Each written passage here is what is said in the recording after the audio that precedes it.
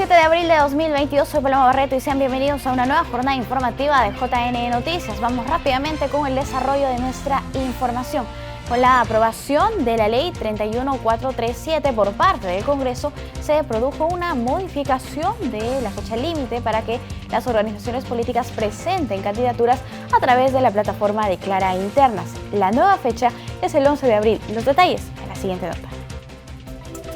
El Jurado Nacional de Elecciones informó que las organizaciones políticas pueden presentar su lista de candidatos para las elecciones internas hasta el 11 de abril, en cumplimiento de la Ley 31437, la cual modifica reglas de las elecciones regionales y municipales 2022.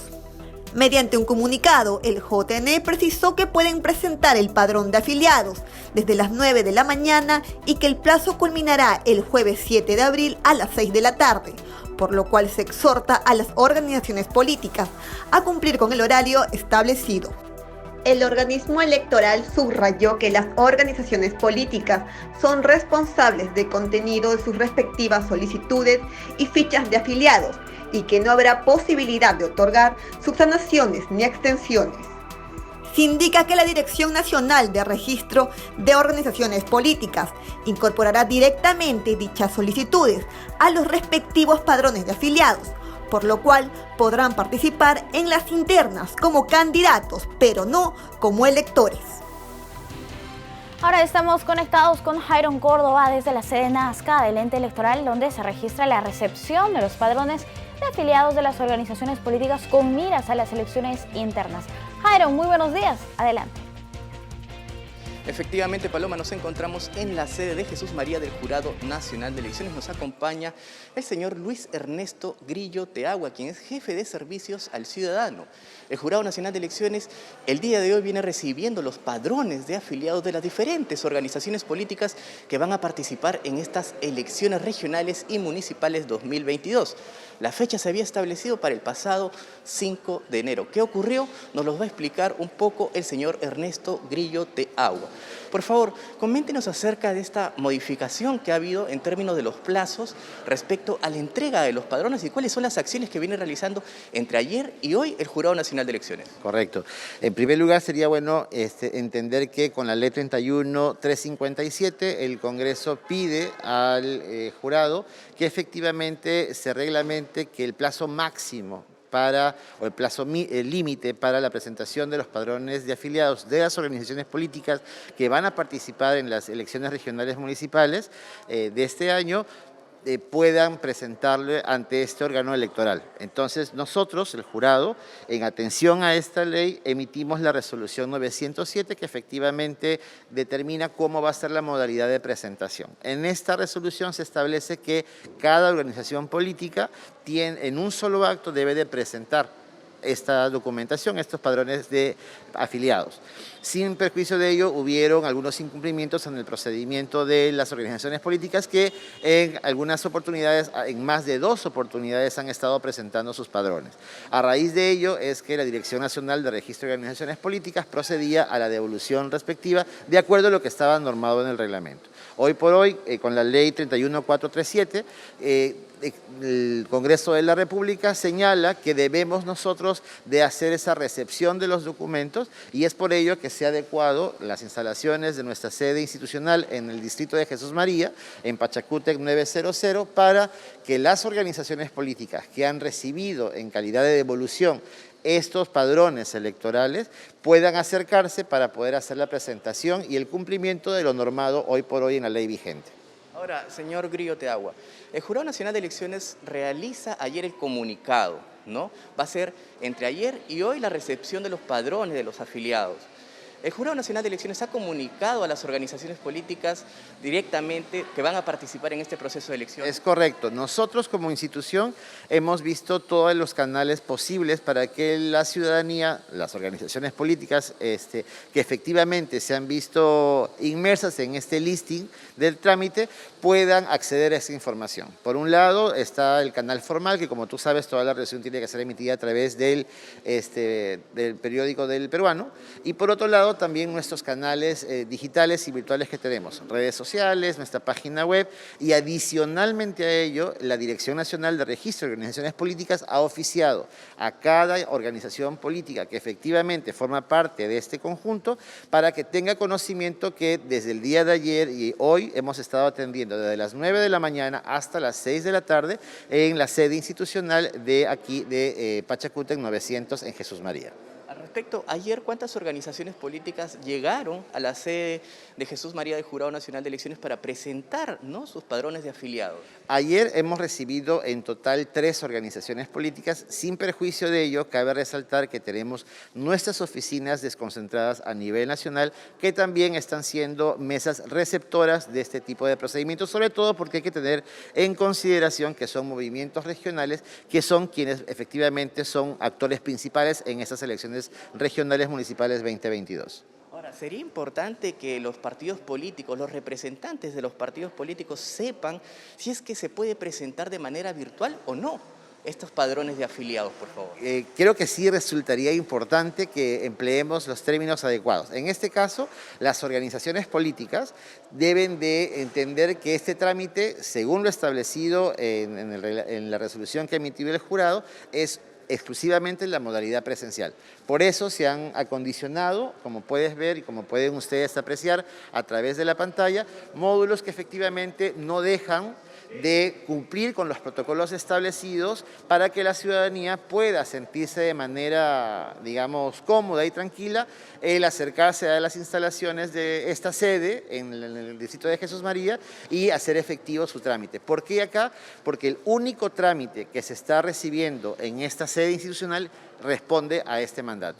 Además de las oficinas desconcentradas, como usted bien lo decía, ¿no? Correcto. La intención precisamente del por qué aperturar esta sede ha sido en la línea de tener cuidado a este grupo humano que va a acercarse a nuestra sede, a nuestra institución para realizar ese trámite. De tal manera que con toda la confianza del mundo, la separación entre los módulos es evidentemente clara, el flujo va a ser mucho más rápido, mucho más efectivo y el espacio de atención va a ser mínima, va a ser mucho más efectiva el registro para que podamos de esa manera asegurar la rotación de los personeros al momento que vengan con su información.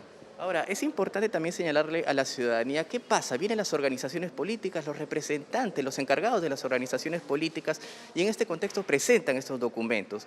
¿Qué ocurre si tienen inconsistencias los padrones de afiliados que se presentan el día de hoy al Jurado Nacional de Elecciones? Lo que se tiene que quedar claro es que lo que el jurado se ha emitido como parte de la modalidad de la recepción de ese tipo de trámites es que los personeros legales, que son precisamente las personas jurídicas, los representantes formales de una organización política, deben de asegurarse que efectivamente los CIDISTE cumplan con la estructura debida. Hay que tener en cuenta que efectivamente ellos han recibido la documentación en calidad de devolución por parte del jurado, lo que supone entonces que ellos ya tenían toda esta información trabajada y ya organizada. Entonces, lo que venimos a hacer acá es, una vez que presentamos al gestor documental que va a recibir esta documentación, la verificación de los CDs que están aquí, están contenidos todos los archivos en DBF de los afiliados que están queriendo incorporar en la data de la Dirección Nacional de Registro de Organizaciones Políticas. No habría, según lo normado, no hay posibilidad de una observación. Es decir, sí o sí tenemos que venir con los CDs efectivamente cumpliendo las medidas técnicas requeridas para que no haya ningún tipo de problema al momento del registro de su solicitud.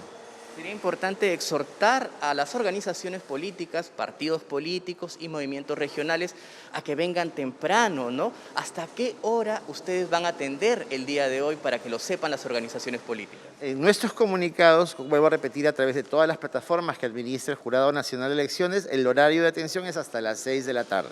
Entonces, en ese sentido, les exhortamos a los personeros de las organizaciones políticas que efectivamente forman parte de este conjunto, que cualquier duda que tengan con respecto a este procedimiento pueden comunicarse a nuestro call center al 311-1717 o caso contrario pueden acercarse a nuestras instalaciones para consultar. Lo cierto es que el horario es hasta las 6 de la tarde que indefectiblemente vamos a cerrar las puertas de la atención de ese servicio.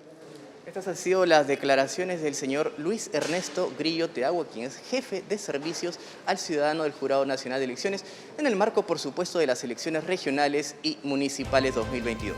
Volvemos a estudios. Perfecto, Jairon, gracias por esta valiosa información y precisamente en esa línea les informamos que hace unos instantes, en el contexto de la recepción de padrones de afiliados, el Movimiento Regional Sí Se Puede Callao entregó su documentación al Jurado Nacional de Elecciones en el Jirau Lampa. Sin embargo, es importante precisar que la recepción de estos padrones de afiliados se hará según establece la directiva en la sede de Jesús María. La hora límite son las 6 de la tarde, recuerde, toda la documentación se realiza en físico hasta el día de hoy. No espere el último minuto y llegue a tiempo, que los funcionarios de servicios al ciudadano del JNE lo recibirán con total disponibilidad. Precisamente tenemos las imágenes de lo que significaba la entrega de los padrones de este movimiento regional. Y cambiamos el ángulo de la información porque tras los atentados contra la sede principal del Jurado Nacional de Elecciones en el marco de las marchas del 5 de abril, la institución remitió al Ministerio Público un informe donde detalla los hechos ocurridos a fin de determinar responsabilidades penales. El Jurado Nacional de Elecciones pide a la Fiscalía de la Nación individualizar a autores de los desmanes que atentaron contra la sede institucional, con el propósito de determinar responsabilidades penales conforme a ley.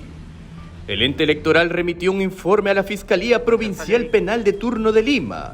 El procurador público del organismo electoral puso en conocimiento a la autoridad respecto a los daños causados en la sede central como consecuencia de los actos vandálicos durante las protestas que se realizaron en Lima el último martes 5 de abril. Se detalla que los vándalos causaron destrozos, pintas y deterioros en el frontis de la propiedad pública, que además de generar la destrucción de los bienes del Estado, se advirtió que un grupo de personas trataron de irrumpir en el local. En este contexto se precisa que un grupo de personas apedrearon el edificio del JNE y forcejearon las puertas principales, poniendo en riesgo la integridad de los trabajadores, personal de seguridad particular y efectivos policiales que se encontraban en ese momento. El Ministerio Público dispuso que el quinto despacho de la séptima Fiscalía Corporativa Penal del Cercado de Lima, Breña, Rima, Jesús María, lleve adelante las investigaciones del caso. Y entre otras informaciones, para estas votaciones regionales y municipales, el Jurado Nacional de Elecciones prevé la implementación de 93 jurados electorales especiales con el objetivo de brindar mayores facilidades a la justicia electoral. A fin de garantizar la cercanía y facilidad de acceso a los órganos de justicia electoral y así optimizar las labores de fiscalización en el proceso de elecciones regionales y municipales 2022, el Jurado Nacional de Elecciones estima necesaria la definición de 93 circunscripciones administrativas y de justicia electoral y sus respectivos jurados electorales especiales.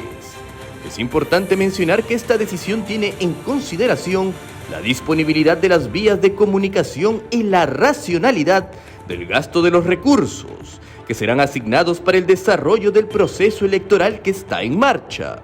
También es necesario mencionar que el JEE de Lima Centro ya inició funciones el pasado 7 de febrero.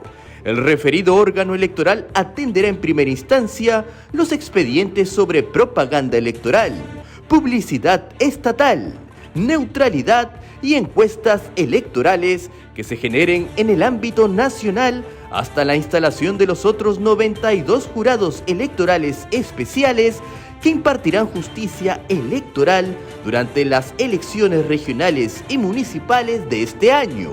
Cabe mencionar que los 92 órganos descentralizados restantes iniciarán funciones el 16 de mayo próximo.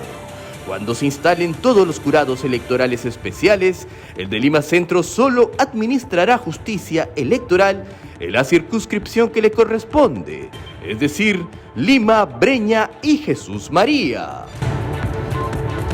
La Oficina Nacional de Procesos Electorales organizó encuentros de asistencia técnica con movimientos políticos que participarán en las elecciones internas 2022. La OMPE intensifica la asistencia técnica que brinda respecto a las elecciones internas de las organizaciones políticas del 15 y 22 de mayo. Por esta razón, el pasado 31 de marzo se realizaron encuentros en Abancay, Huaraz, Huamanga, Cusco y Puno, entre los especialistas del área de asistencia técnica del organismo electoral y 177 dirigentes de los órganos electores y tesoreros de 26 movimientos regionales. En los talleres se repasaron los requisitos para ser candidatos a cargos regionales y municipales y los criterios para la conformación de listas de consejeros regionales y regidores. Asimismo, revisaron los modelos de cédulas de sufragio para los comicios y remarcaron que las organizaciones políticas deberán designar a las afiliadas y afiliados que asumirán el cargo de miembro de mesa y que la fecha límite para hacerlo ante la OMPE vence el 18 de abril. En ese sentido, se precisó que él o la candidata a cargo de elección popular deberá acreditar ante la OMPE a una o un responsable de campaña dentro de los 15 días hábiles siguientes a la fecha de su inscripción definitiva ante el jurado electoral especial respectivo. Asimismo, deberá abrir en el Sistema Financiero Nacional una cuenta distinta a la de la organización política, por la que postule para registrar sus ingresos y gastos de campaña electoral. Cabe precisar que el Jurado Nacional de Elecciones, mediante una resolución, estableció el 11 de abril del 2022 como fecha máxima para la presentación de listas de candidatos a través del sistema informático Declara Internas. El Registro Nacional de Identificación y Estado Civil, a través de RENIEC Te Escucha, informó sobre los tipos de trámites que pueden realizar y en qué horario se podrán acercar a su nueva agencia de cercado de Lima, que se inauguró hace unos días. La nueva sede del Registro Nacional de Identificación y Estado Civil, ubicada en la cuadra 5 de la avenida Nicolás de Piérola en el cercado de Lima, inició sus operaciones y atención al público, con 29 ventanillas para realizar los trámites del Documento Nacional de Identidad, registros civiles, certificaciones e informes. Tenemos un total de 3 oficinas, la principal que está en Nicolás de Piérola 545, pero también tenemos oficinas en Girón Ancash y en Girón Quílica, ¿no?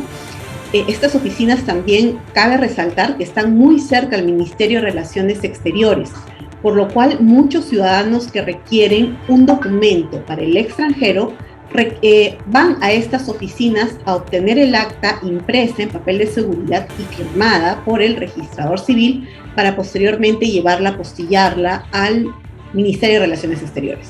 En esta nueva sede, los adultos mayores, mujeres gestantes, personas con discapacidad y menores de edad acompañados de sus padres tendrán disponibles 3 ventanillas preferenciales para que puedan realizar sus trámites de registro del DNI.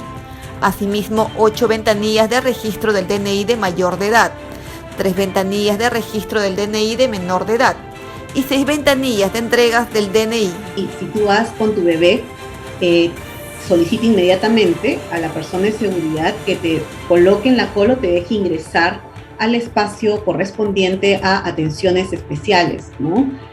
Pero, ojo, no es obligatorio llevar a los niños a sacar su DNI hasta los 8 meses, ¿ok? Tengan eso presente para que no estén transportando al bebé por un trámite innecesario, ¿no? Pueden ir solamente los padres. Cabe recordar que la tradicional oficina registral de RENIEC, ubicada en Girón, Cusco, dejó de atender el pasado 11 de marzo del 2022, debido al que el predio pertenecía al Jurado Nacional de Elecciones y el contrato de alquiler culminó en diciembre del 2021. El padrón electoral para las elecciones regionales y municipales 2022 establece para el departamento de Moquegua una población electoral de más de 150.000 ciudadanos habilitados para el sufragio. De ellos, 77.366 son hombres y 74.641 son mujeres. El padrón electoral para las elecciones regionales y municipales 2022 elaborado por el RENIEC y aprobado por el Jurado Nacional de Elecciones, establece para el departamento de Moquegua una población electoral de 152.007 ciudadanos habilitados para el sufragio. Además, si bien el padrón electoral se cerró el 2 de octubre del 2021, en él están considerados los jóvenes que cumplen la mayoría de edad hasta el mismo día de las elecciones, y en Moquegua son 2.921 jóvenes que recién están cumpliendo 18 años y votarán en la próxima contienda electoral programada para el 2 de octubre del presente año. Cabe precisar que el distrito de Hilo cuenta con la mayor población electoral, que llegan 57.833 votantes, mientras que el distrito de Quinistaquillas, en la provincia General Sánchez Cerro, posee la menor población con 602 ciudadanos aptos para el sufragio. Según este padrón, Moquegua cuenta con una población mayor de 70 años ascendente a 12.722 ciudadanos que no están obligados a votar, siendo facultativa su participación en estas elecciones. El resto de electores se concentra en la población entre los 18 y 22 años, que suman 36.496 personas, según el padrón electoral. Electores de 16 nuevos distritos elegirán a sus autoridades por primera vez. Conozca cuáles son y a qué regiones pertenecen a continuación. Este año más de 24 millones de ciudadanos de un total de 2.111 circunscripciones electorales entre regiones, provincias y distritos elegirán a sus nuevas autoridades subnacionales. De este número, 16 distritos votarán por primera vez. Se trata de Aguairo en la región de Apurímac, así como Unión Progreso, Putis, Río Magdalena, Ninabamba y Patibamba. Estos 5 territorios pertenecen al departamento de Ayacucho. También participarán los ciudadanos cusqueños de los nuevos distritos de Cumpirachiato, Cielopunco, Manitea y Unión Ashánica. Asimismo, Lambras y Cochabamba de la región Huancavelica, San Antonio y Moquegua, Santa Lucía en San Martín, y Huipoca y Boquerón en el departamento de Ucayali. Los 16 nuevos distritos fueron creados durante el 2020 y 2021 y cuentan con 23.016 ciudadanos quienes podrán votar en las elecciones regionales y municipales 2022. Y por su parte, la Oficina Nacional de Procesos Electorales continúa con sus labores educativas en el marco de las elecciones regionales y municipales. Con el fin de velar por el respeto de la voluntad de todos los peruanos y peruanas, la OMPE implementó un sistema de notificación electrónica para brindar información y asesoría a las organizaciones políticas. Hasta la fecha se sabe que 10 partidos políticos y 85 movimientos regionales que optaron por elegir de manera indirecta a sus candidatos para las próximas elecciones subnacionales cumplieron con registrar ante la Oficina Nacional de Procesos Electorales a los aspirantes a delegadas y delegados. La modalidad de elección indirecta de candidatas y candidatos implica que el 15 de mayo los afiliados y afiliadas de cada una de las organizaciones políticas elegirán mediante voto universal, libre, voluntario, igual, directo y secreto a sus respectivos delegados y delegadas. Los mismos que una semana después, el 22 de mayo, decidirán en las urnas quiénes serán las candidatas y candidatos para las elecciones regionales y municipales del 2 de octubre del 2022. El Jurado Nacional de Elecciones informa cuáles son los requisitos que deben cumplir los ciudadanos que deseen participar del voluntariado, el cual se implementará en el marco de las elecciones subnacionales. Con miras a las elecciones subnacionales del próximo 2 de octubre, el JNE alista el programa de voluntariado juvenil en Lima Metropolitana y 11 regiones, donde el JNE cuenta con oficinas desconcentradas. En ese sentido, el responsable de dicho programa, Carlo André Cayagná, precisa cuáles son los requisitos que deben reunir los aspirantes al voluntariado. Sí, ya estamos próximos a lanzar la convocatoria. Estamos entre las fechas del 8 y el 11 de abril reclutando justamente a jóvenes que deseen participar e involucrarse en las actividades electorales que vamos a llevar a cabo este año. Los requisitos son básicamente estos: tener entre 18 y 29 años de edad al momento de la postulación, no tener antecedentes penales, judiciales o policiales, y no contar con afiliación partidaria vigente, y en caso de haber estado desafiliado, que hayan pasado 4 años justamente de esta desafiliación. Y bueno, tener tiempo y interés en participar en actividades justamente educativas en el marco del proceso de las elecciones regionales y municipales 2022. Cayagna destacó la importancia de este espacio de formación ciudadana, promoción de valores y prácticas cívicas.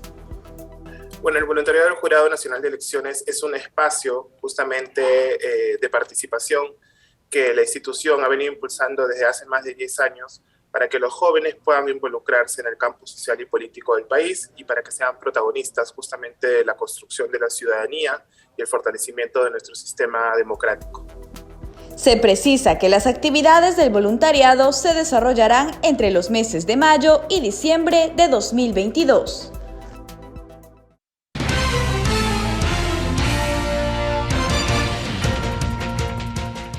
Tenemos una entrevista, vamos a conversar sobre propaganda electoral en bienes considerados como patrimonio cultural. Hoy nos encontramos con el doctor Michel Samaniego, él es abogado especialista en Derecho Electoral. Doctor, ¿cómo está? Muy buenos días, bienvenido.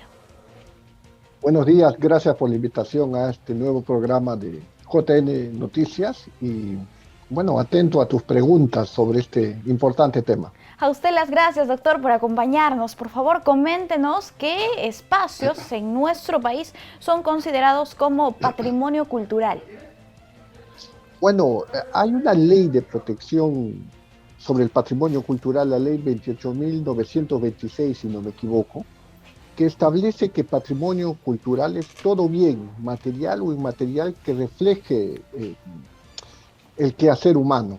Entonces aquí se protegen obras de arte, restos arqueológicos, danzas, música y toda expresión que refleje nuestra cultura. Y entonces infraccionar o vulnerar o dañar este tipo de patrimonio tiene consecuencias tanto penales, administrativas, también tiene protección desde el punto de vista electoral en un proceso electoral. Así es. Doctor, ¿cuáles son los requisitos que debe reunir un bien para ser considerado como patrimonio cultural? Como había señalado, la propia ley, y me permito leer, establece en su artículo 2 como definición: todo bien integrante del patrimonio cultural de la nación es una manifestación del quehacer humano, material o inmaterial, que por su importancia, valor y significado arqueológico, arquitectónico, histórico, artístico, militar, social, antropológico, tradicional, religioso, etnológico, científico, implique creación de nuestros antepasados. Entonces, cualquiera de estas manifestaciones se constituye como un bien integrante del patrimonio cultural. Perfecto. Ahora, en todo caso, si revisamos la normativa electoral en el país, ¿cuáles son las infracciones en materia de propaganda electoral, doctor? Mire, lo que se protege en el ámbito electoral es que no se dañen los restos arqueológicos. Por ejemplo, que no se realicen pintas, siendo exagerados, en alguna huaca, que no se realicen pintas en las paredes de algún resto arqueológico en la ciudad del Cusco. Eso es lo que se trata de proteger con la legislación electoral. Ahora, a diferencia de otras infracciones en el ámbito electoral, que tiene una etapa de determinación y luego propiamente de sanción, en este caso, de atentar contra el patrimonio cultural, el Jurado Nacional, o en su caso, el Jurado Electoral Especial, cuando observe un atentado, remite estos hechos o remite esta información al Ministerio Público y al Instituto Nacional de Cultura para que adopten las medidas correspondientes, porque básicamente ya no estamos frente a una infracción de naturaleza administrativa o propiamente electoral, sino estamos frente a un delito que requiere ser protegido de inmediato, y es por eso que la competencia en estos casos la tiene el Ministerio Público. En el ámbito electoral no se va a tomar ninguna acción porque la ley y el reglamento, que es reflejo de esa ley, no prevé ningún tipo de sanción para estos actos. Lo que se prevé es que, como dije, se remita al Ministerio Público y el Instituto Nacional de Cultura y al Ministerio de Cultura para que adopten las medidas correspondientes que básicamente tienden a restaurar el bien dañado y a sancionar penalmente, con cárcel incluso, a los responsables de haber dañado el patrimonio cultural. Uh-huh.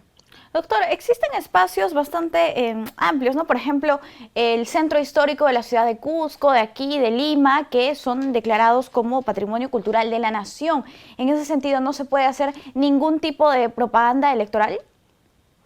No, no se puede hacer. Y hay un catastro de bienes culturales en los cuales los bienes integrantes de este patrimonio cultural no pueden ser objeto de ninguna pinta, ni de ningún medio de propaganda electoral, ¿no? Porque, como dije, tiene consecuencias penales porque se está dañando directamente el patrimonio cultural. Uh-huh. Perfecto. Doctor, respecto al procedimiento para denunciar este tipo de hechos, un ciudadano que ve alguna infracción en la propaganda electoral, alguna muestra sobre el patrimonio cultural, ¿puede denunciarlo? Claro, las denuncias por un daño al patrimonio cultural pueden ser de oficio o a petición de parte. Como estamos en un proceso electoral, el Jurado Nacional de Elecciones, a través de la Dirección de Fiscalización, se encarga de monitorear, de fiscalizar, de que no se atente contra el patrimonio cultural.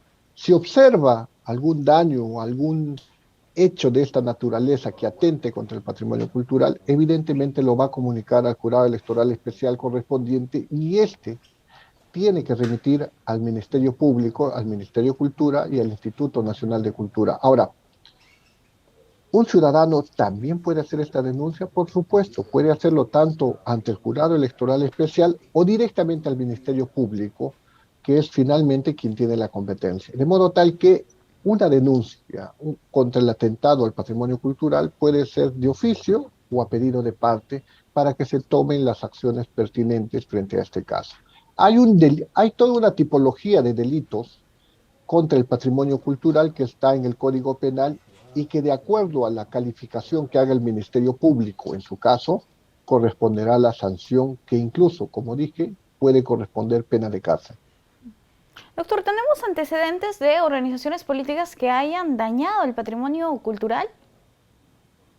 Ahora mismo no recuerdo, pero seguramente, sobre todo en las ciudades donde hay patrimonio cultural de manera abundante, seguramente ha existido, sobre todo en Cusco, en Cajamarca o en Ayacucho, ¿no? Que algún partido, de repente, con intención o desconociendo que un bien sea de patrimonio cultural, han procedido a realizar alguna pinta.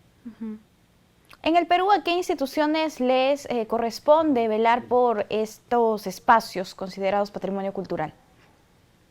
Básicamente es el Ministerio Público, que es el encargado de perseguir el delito y que cualquier atentado contra el patrimonio cultural se convierte en un delito, y también el Ministerio de Cultura y el Instituto Nacional de Cultura. Son las entidades encargadas de velar por la protección, por el buen recaudo de los bienes del patrimonio cultural. Y en estos momentos, en este proceso electoral, le corresponde también al Jurado Nacional de Elecciones velar por este. Claro, durante un proceso electoral, el Jurado Nacional de Elecciones, dada su naturaleza, la naturaleza de una de sus funciones, que es fiscalizar, tiene que verificar que no se atente contra el patrimonio cultural mediante acciones de propaganda electoral. De verificar esto, como señalé, tendrá necesariamente que remitir estos actuados al Ministerio de Cultura y al Ministerio Público para que se adopten las medidas necesarias para rescatar, restaurar estos bienes dañados y perseguir el delito y sancionar a quienes lo hubiesen cometido. Doctor, ¿cuáles son las infracciones de manera general sobre propaganda electoral en el Perú? Bueno, hay una serie de infracciones, pero digamos que están tipificadas en el reglamento de propaganda publicidad estatal y neutralidad, que básicamente tiene que ver con pintar, hacer pintas en espacios de dominio público sin autorización, hacer pintas en espacios privados sin autorización, difundir propaganda electoral por los autoparlantes fuera del horario establecido en el reglamento y fuera de los parámetros, de ser el caso, establecidos por ordenanza municipal. Básicamente, esas son de manera general las sanciones o las infracciones que se producen por propaganda electoral. Uh-huh.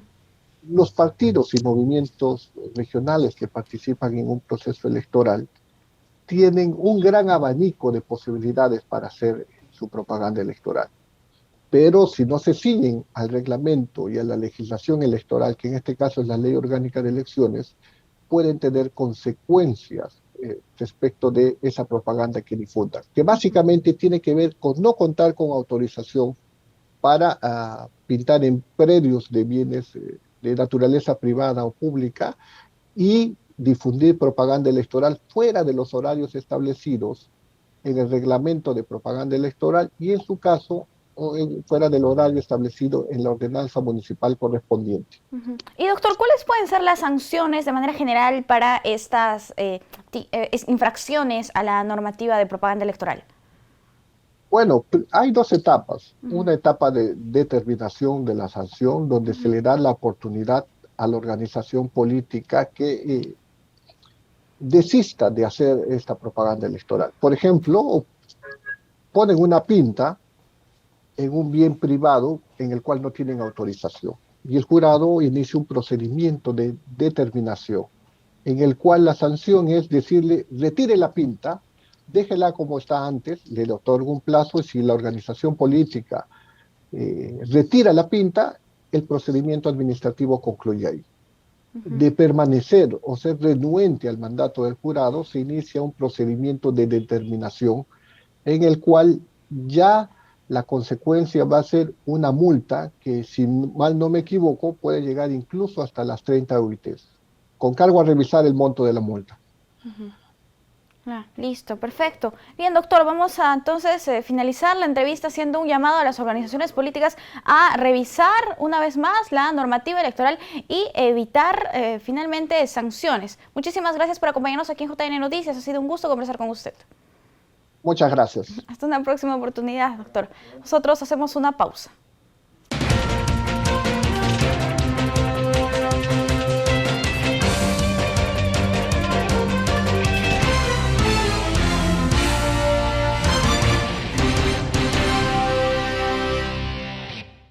El Registro Nacional de Identificación y Estado Civil nos enseña los beneficios del aplicativo DNI Biofacial. Hola Gaby, ¿cómo estás? Hola Vanessa, ¿qué tal? Aquí, ¿qué haciendo? Aquí Vanessa, queriéndome tomar la foto para renovar el DNI. No te preocupes, yo te voy a enseñar cómo renovar tu DNI a través del aplicativo DNI Biofacial. Primero debes descargar el aplicativo DNI Biofacial desde tu smartphone de gama media o alta. Una vez que abras el aplicativo, debes ingresar tu número de DNI y seleccionar la opción Renovar por caducidad de DNI. Ahora corresponde realizar el reconocimiento biofacial, como si te tomaras una foto. Con esto validaremos tu identidad. Gracias, Vane. Pero Gaby, para que sea exitoso el proceso de validación, evita que elementos tapen tu rostro. Debe verse similar a la foto que tenías en tu DNI. Evita sombreros. Evita lentes. Evita joyas. Evita pañuelos. Evita prendas blancas. Y evita sonreír. Recuerda vestir prendas oscuras. Además, debes contar con un fondo blanco y con buena iluminación. Además, recuerda que la fotografía no puede ser tomada tipo selfie. Deberás contar con una tercera persona que te ayude a tomarte la foto a 1 metro o 1,5 metros de distancia. Además, deberás utilizar la cámara trasera de tu celular y activar el flash. Para realizar una captura correcta en el aplicativo DNI Biofacial, sigue estas recomendaciones. Mira al frente para activar los círculos azules sobre los ojos. Realiza un pestañeo. Los círculos azules cambiarán a verde. Verifica que se active el contador 3, 2, 1. Mantén los ojos bien abiertos sin realizar ningún movimiento hasta que se lance el flash. Una vez terminada la verificación de tu identidad en el aplicativo, deberás registrar una nueva foto para tu DNI azul o electrónico. Sigue los mismos pasos realizados anteriormente para la verificación de tu identidad, ahora para la nueva foto de tu DNI. ¡Listo! Y recuerda terminar el proceso del trámite en la página web del RENIEC. La Contraloría nos presenta enseguida las informaciones más relevantes del organismo. La subgerenta de control del sector salud de la Contraloría señaló que más de 8.500 vacunas han vencido sin ser administradas a la población del país y otras 4 millones están por caducar en los próximos días. He encontrado 8.500 vacunas ya vencidas al 28 de febrero del presente año. Nosotros hicimos la alerta correspondiente hacia el 17 de diciembre respecto de 1.366.000 dosis que podrían vencer en esa fecha. Lamentablemente se han llegado a vencer este número de vacunas justamente en las regiones donde la cobertura no llega ni al 50% en lo que corresponde a segunda dosis y entre el 10 y el 20% de tercera dosis. Estamos hablando de la región de San Martín con 6.630 dosis, la región de Madre de Dios y la región de Tacna, básicamente, ¿no? Entonces, creo que es importante señalar que debemos de reforzar todo lo que es la vacunación para un proceso seguro para toda la población. Asimismo, añadió que las últimas vacunas del laboratorio Sinopharm, adquiridas en septiembre del 2021, durante la gestión del exministro de Salud Hernando Ceballos, también están próximas a vencer. Por ello, las autoridades deben analizar todas las estrategias para que se utilicen las vacunas a tiempo. Bueno, las vacunas llegan al Centro Nacional de Recursos Estratégicos y de allí son distribuidas a nivel nacional a las direzas, jerezas correspondientes. Es allí donde se tiene que producir todo el proceso activo de la vacunación a la población. Ellos aducen diferentes causas, ¿no? Aducen una resistencia, una falta de adherencia de la población, aducen también la falta de brigadas, ¿no? Y entre otras causas variables que puedan existir. Sin embargo, lo cierto es que las vacunas tienen esa fecha de vencimiento y se deben gestionar todas las estrategias que sean necesarias para que este producto biológico que es escaso y tan necesario no se venza. Y en ese sentido nosotros consideramos que la Contraloría en su papel de estar acompañando a través de este mecanismo tan importante de control concurrente está haciendo las alertas oportunamente. De manera que las autoridades son las que deben tomar las decisiones a efectos de que esto no se produzca. Finalmente, exhortó a las autoridades que las vacunas que se están próximas a vencer el 30 de abril no se venzan, que se generen todas las estrategias que sean necesarias para una mejor cobertura de la población.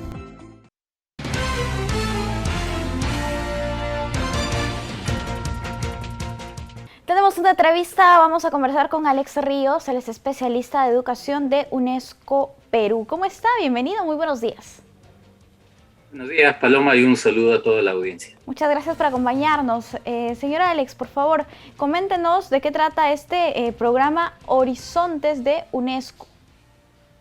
Horizontes es un programa que reúne en realidad a un conjunto de instituciones regionales y nacionales que bajo la coordinación de UNESCO tienen como objetivo contribuir a que adolescentes de escuelas rurales del país puedan alcanzar sus proyectos de vida en vínculo con su comunidad. Esto de vínculo con su comunidad en realidad es muy importante porque muchos de los proyectos de nuestros adolescentes y jóvenes en el país están vinculados con migrar de su lugar de origen rural a una ciudad que les pueda dar mayores oportunidades. Pero muchas veces esto no está mal, pero muchas veces esto lo hacen negando, renegando u olvidando el lugar de donde vienen, cuando para nosotros la ruralidad tiene un potencial productivo, turístico, cultural, identitario muy importante, ¿no? Entonces buscamos contribuir con esos proyectos de vida en vínculo con su comunidad.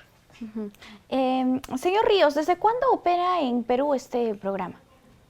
Horizontes a nivel de escuelas empezó a implementarse, a desarrollarse desde el año 2019 en 4 regiones del país. Empezamos con 20 escuelas, ahora tenemos una cobertura y llegamos a 43 escuelas y estamos en 6 regiones del país.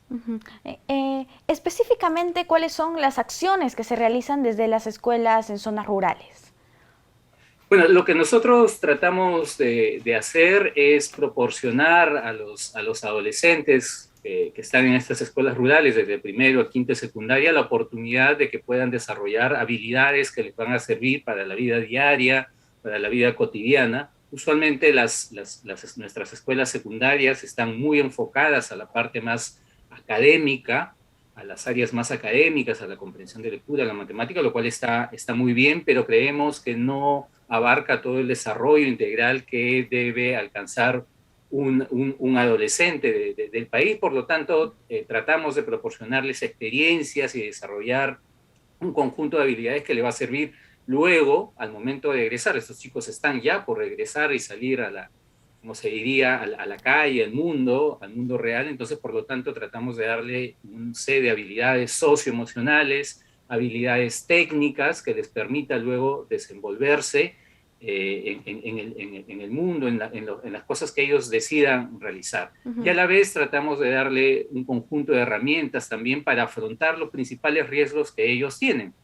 Usualmente embarazo, violencia, las condiciones de trabajo, porque muchos de nuestros chicos ya desde adolescencia y además de estar estudiando tienen que contribuir con la economía familiar, ya sea ayudando a los padres o ya sea inclusive trabajando fuera del horario escolar, ¿no? Entonces tratamos de darle habilidades que les permita desenvolverse mejor dentro de la escuela y sobre todo cuando ya egresen de la escuela. A la fecha, ¿cuántos estudiantes se han visto beneficiados? Nosotros empezamos en 20 escuelas, alrededor de 3.400 estudiantes. En la actualidad ya estamos en 43 instituciones educativas y más o menos tenemos atendiendo alrededor de 5.700 estudiantes, como les decía inicialmente, en 6 regiones del país. En el año 2021, ¿cómo ha sido la labor que han desarrollado? ¿Cuál es el balance final que ustedes han tenido? Sí, a pesar, y como todas las escuelas de este país, que el 2021 ha sido un año difícil y que ya esperábamos que paulatinamente se abran las escuelas, y a pesar de todas esas dificultades, creemos que nuestro balance ha sido positivo, porque en específico hemos tenido una apuesta por la apertura de las escuelas, de que se brinde un servicio con algún nivel de presencialidad, y eso es algo que al 81% aproximadamente de nuestras escuelas llegaron a conseguir a partir del segundo semestre. Esto porque las condiciones para brindar una educación a distancia en la ruralidad tienen múltiples desafíos que no nos permiten llevarlo a cabalidad como se esperaría. Por eso siempre ha sido una apuesta rural la apertura de clases, la apertura de las escuelas, lo cual también nos permitió acumular experiencia para este año. Este año ya el 100% de nuestras escuelas brindan un servicio presencial desde las primeras semanas de marzo. Pero a la vez, el hecho de tener cerradas las escuelas llevó a que toda la oferta que el programa tenía se pueda ofrecer en múltiples canales virtuales, porque a diferencia de lo que pueda pensarse o creerse, o lo que será una escuela más urbana, donde se decide pasar de una modalidad presencial a virtual, y en virtual casi es un único canal, ya sea Aprende en Casa o ya sea lo que se indique a través de las computadoras. En el ámbito rural esto es difícil, entonces hay algunos chicos que tienen conectividad, hay otros chicos que no tienen ningún tipo de conexión, otros chicos que tienen celular de los padres, entonces hay que prepararse para los múltiples canales. Entonces esto ha obligado a que Horizontes tenga ahora todo un banco de recursos que pueda ofrecerse a través de las tabletas que ofreció el gobierno, a través de celulares, WhatsApp, o a través de materiales impresos que los propios docentes tuvieron que visitar a los estudiantes que no tenían ningún tipo de conectividad. Eso se ha creado como un banco de recursos, pero también las escuelas horizontes son como antenas de las normativas que va implementando el Ministerio de Educación, y entonces nosotros canalizamos todas las opiniones y tratamos a través de UNESCO y sus plataformas, tratamos de hacer llegar mucha de la opinión de las cosas que se van implementando en política y en normativa nacional para tratar de transmitir qué es lo que está pasando, y a partir de eso hemos contribuido también mucho en la normatividad que el Ministerio ha estado ofreciendo, ¿no? Ustedes, al momento de trabajar con estos adolescentes, ¿cuáles son las primeras limitaciones, dificultades que observan en ellos? Mencionaría dos. Una de ellas, que ha sido muy puesto en el tapete durante todo este tiempo de la pandemia y cierre de escuelas, tiene que ver con la conectividad, que era algo que ya estaba mencionando. Claro. El problema de la conectividad es muy serio en todo el ámbito rural. En la Amazonía es un problema mayor, no solo de las escuelas, sino en general de todo el sistema. Entonces dificulta cualquier tipo de educación a distancia, como te explicaba anteriormente. Por más que se distribuyen dispositivos como tabletas o computadoras, los chicos a veces no tienen las posibilidades, o el sistema no ofrece, no solo por las escuelas, sino los proveedores de conectividad no lo ofrecen en estos espacios, o tiene un costo mayor muy elevado que imposibilita, a pesar de tener dispositivos como tabletas, tener una conexión a Internet y el acceso a múltiples canales de información. Entonces, el problema de conectividad es un desafío que se acentuó con la pandemia y que obligó a repensar múltiples otros canales para ofrecer educación a distancia, como detallaba anteriormente. Y otro problema que yo mencionaría es un problema que ya tiene larga data y todavía no se soluciona, tratamos de afrontarlo de la mejor manera, tiene que ver mucho con la forma de contratación docente que existe.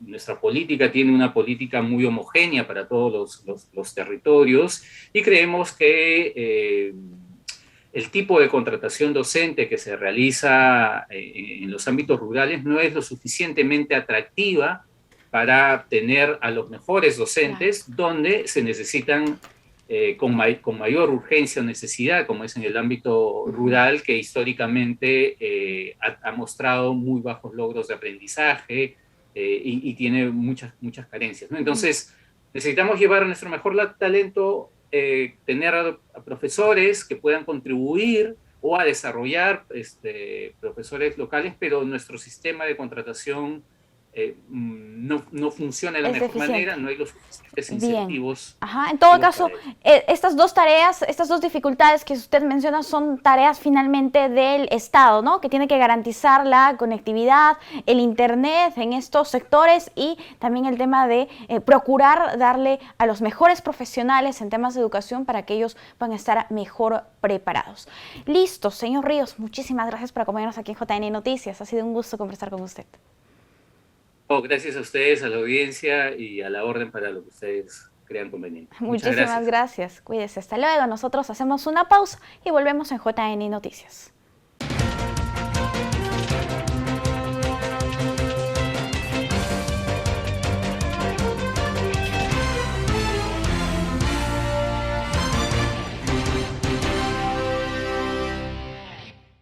Es momento de ver el microinformativo del Ministerio de Salud.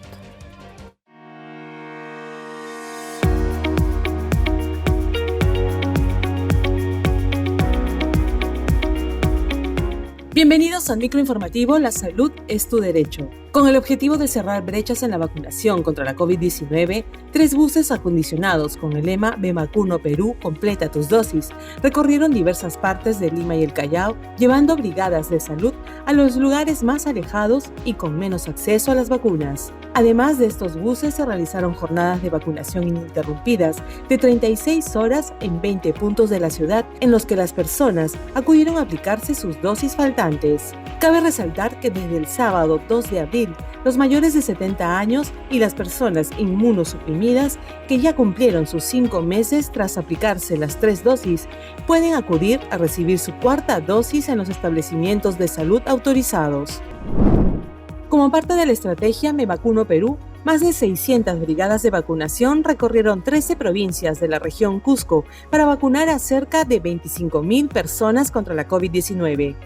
Este barrido de vacunación, realizado casa por casa, por plazas, mercados y paraderos cusqueños, tuvo por objetivo completar las dosis faltantes y cerrar las brechas en la población cusqueña, siendo las provincias de Espinar, Chumbivilcas, Canas y Bajo Urubamba las principales beneficiadas, y cuya población objetivo mayor de 12 años, aún por vacunar, supera el 1.000.000 de personas en dicha región. Gracias a la alianza con la empresa privada, el Ministerio de Salud, a través de la Dirección de Donaciones, Trasplantes y Banco de Sangre, implementó puntos de colecta de sangre en supermercados y centros comerciales de la capital para la población que desee ser donante. Estos puntos de colecta buscan facilitar la donación voluntaria de sangre, al permitir que las personas donen cuando vayan de compras en vez de acudir a un hospital. A la fecha ya son 12 puntos de colecta, siendo el pasaje Tarata y Miraflores el punto representativo de esta campaña de solidaridad que no se ha detenido desde el inicio de la pandemia y que ha permitido seguir salvando vidas. Han pasado casi 2 años que dejamos las aulas de la escuela, que ya no retornamos al colegio, que mi compañerito no me recibe el balón. Pero esto pronto cambiará. Las vacunas nos dan esperanza de proteger nuestra niñez del COVID-19. Por eso yo sí me vacuno. Estoy listo para crecer a plenitud, para compartir con mis amigos, para estar protegidos. Sí me vacuno. Amigos, muchas gracias por acompañarnos. Los invitamos a seguirnos mañana también por el canal 516 de Movistar TV, las redes de JNE y por la señal de nuestros 24 canales aliados. Los dejamos con imágenes de Amazonas. Permiso.